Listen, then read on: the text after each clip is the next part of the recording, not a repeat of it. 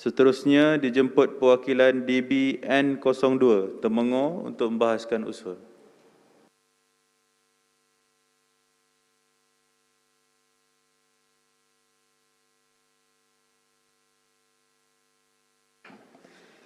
Baik, terima kasih.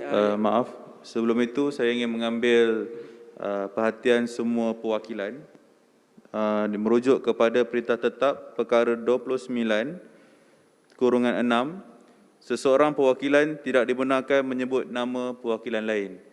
Jadi diharapkan selepas ini jika anda nak menunjukkan kepada sesiapa, menyebutkan dengan nombor perwakilan tersebut.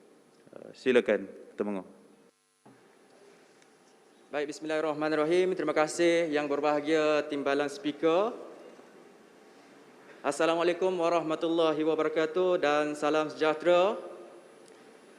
Yang berbahagia Timbalan Speaker, Setiausaha Dewan Belia Perak, Ketua-Ketua Jabatan Negeri dan Persekutuan, pengamal-pengamal media, para pemerhati seterusnya, para perwakilan Dewan Belia Negeri Perak. Alhamdulillah, bersyukur kita kepada Allah Subhanahu Wa Taala kerana diberi peluang untuk sama-sama kita pada petang ini untuk sesi persidangan kali pertama yang kita anjurkan pada tahun ini walaupun dalam tempoh pandemik masih lagi belum reda. Baik, yang berbahagia Timbalan Speaker, terima kasih sekali lagi diucapkan kepada Dewan Belia juga kerana memberi peluang untuk saya membuat perbahasan pada petang ini. Terlebih dahulu saya ingin menyatakan sokongan saya terhadap usul yang dibawa oleh Jawatankuasa Infrastruktur, Tenaga Air dan Pengangkutan iaitu mengenai Perak Bumi Lestari membina persekitaran kondusif berlandaskan teknologi tenaga yang boleh diperbaharui. Apa yang ingin saya bahaskan, saya yakin para perwakilan sebentar tadi telah pun membahaskan mengenai carangan dan juga persoalan telah pun dinyatakan seperti tadi. Namun begitu, pada petang ini juga mungkin saya boleh jelaskan semula mengenai apa carangan dan persoalan yang boleh kita perbaiki pada petang ini. Pertama, saya sangat bersetuju dengan usul Jawatankuasa ini dengan pemberian rebat tunai dan faedah kepada pengguna yang dapat mengurangkan beban mereka dalam pemasangan panel solar. Namun begitu, persoalannya, kenapa rebat ini tidak diberikan kepada golongan B40 dan hanya fokus kepada golongan N40 sahaja? Dalam usul ini juga ada dinyatakan bahawa kos pemasangan, penyelenggaraan, pengoperasian untuk tenaga solar sangat mahal yang dianggarkan berjumlah RM20,000 bagi menjana kuasa elektrik 4.5 kW. Tetapi kenapa rebat ini hanya diberikan kepada golongan 40? Adakah usul ini untuk memperluaskan kempen kesedaran adakah usul untuk memperluaskan kempen kesedaran pemasangan panel solar ini hanya kepada golongan tertentu sahaja? Bagaimana kita ingin menjadikan Perak Bumi Lestari membina persekitaran kondusif sekiranya ianya hanya fokus kepada golongan tertentu sahaja? Saya berpandangan juga bahawa rebat ini boleh diberikan kepada golongan yang kurang berkemampuan iaitu B40 dengan izin bagi memastikan penggunaan panel solar meningkat agar hasrat menjadikan Perak Bumi Lestari dapat dicapai. Rebat ini perlu diberikan kepada sesiapa sahaja, tidak kira siapa yang tinggal di Perak, agar ianya dapat dilaksanakan dengan berkesan. Yang berbahagia Timbalan Speaker, dalam usul ini juga ada dinyatakan bahawa TMB dan Kerajaan Negeri telah memberi inisiatif untuk pemasangan solar kepada bangunan-bangunan kerajaan dan pemilik bangunan dan kilang. Bagaimana usaha perlu dilakukan, apa yang telah disebutkan oleh DB Perwakilan N10 Alfonso tadi, bagaimana usaha yang perlu dilakukan melalui kempen yang dapat mendatangkan keuntungan kepada bangunan kilang tersebut. Kita ingin mengadakan kempen kesedaran, tetapi bagaimana kempen ini berkesan dan apa pendekatan yang boleh digunakan untuk meyakinkan mereka, sedangkan semakin banyak tenaga yang diperlukan, semakin banyak panel solar diperlukan dan semakin tinggi kos yang diperlukan. Adakah ianya berbaloi panel solar ini dipasang di kilang-kilang dan juga bangunan-bangunan tertentu? Yang berbahagia, Mohon pencerahan. Right, silakan. Saudara DBN02, boleh? Boleh? Okey. Teruskan N22 Jalung. Okey, bismillahirrahmanirrahim. Assalamualaikum. Terima kasih kepada DB02 walaupun sebelah-sebelah. Bagi saya, sekiranya panel solar ni digunakan di kilang-kilang, dia akan menjimatkan lagi. Setahu saya, penggunaannya lebih akan membuat, dengan izin, elektrik bil akan berkurang. Mohon mencelah. Teruskan Jalung. Okey, maknanya bila kita gunakan panel solar ni, setahu saya, apabila kita akan guna, dan saya baca juga semalam, kita dapat mengurangkan kadar bil elektrik.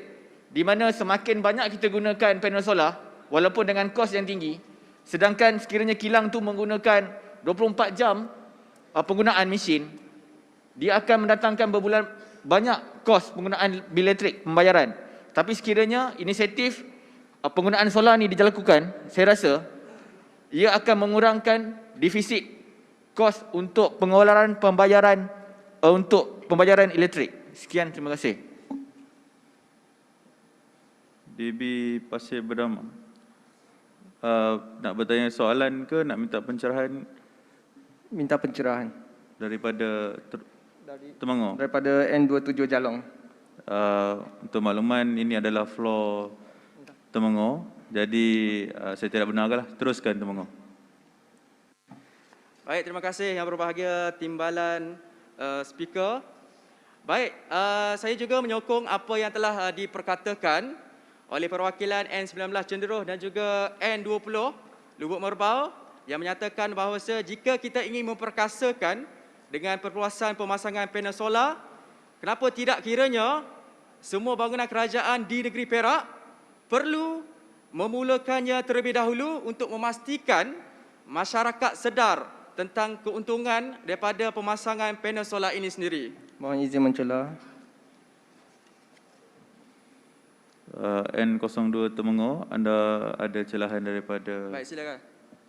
Baik, terima kasih kepada yang berbahagia timbalan speaker Dewan dan kemudian untuk sahabat para perwakilan.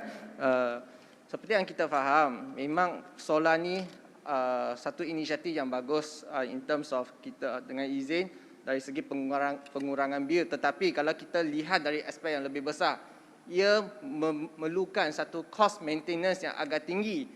Dan untuk cadangan pemasangan panel solar ni di kilang-kilang ni, saya rasa tidak berapa kita boleh menggalakkan, tetapi menjadi satu paksaan kepada pihak mereka. Sebab saya yakni dan percaya organisasi industri kilang yang berkenaan, mereka ada unit yang mereka menilai kadar maintenance, costing, semua tu. Walaupun kita lihat implikasinya dalam jangka masa pendek, ia memang menjimatkan kos elektrik. Tetapi untuk maintenance solar tu pun juga adalah satu permasalahan. Yang keduanya adalah bahan untuk kita menghasilkan solar panel tu. It requires dengan izin natural resource untuk menghasilkan dia punya boarding dengan penggunaan bahan kimia yang lebih banyak. Jadi there is always pro and cons dengan izin.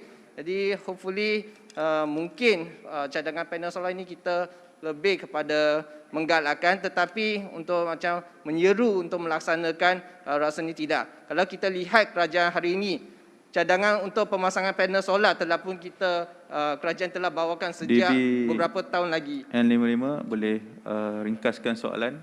Jadi untuk memudahkan cadangan pelaksanaan kempen solar ini kita boleh galakkan, tetapi untuk mewajibkan saya rasa masih tidak berapa sesuai atas faktor-faktor tertentu. Terima kasih. Baik, terima kasih Pasir Berdama. Yang berbahagia Timbalan Speaker, walaupun kita tahu alasan mengapa kebanyakan tindak balas yang diterima adalah menolak pemasangan solar dan pelbagai alasan telah pun diterima. Ini adalah merupakan usul daripada jawatankuasa ini dan semestinya ia perlu bermula di negeri Perak.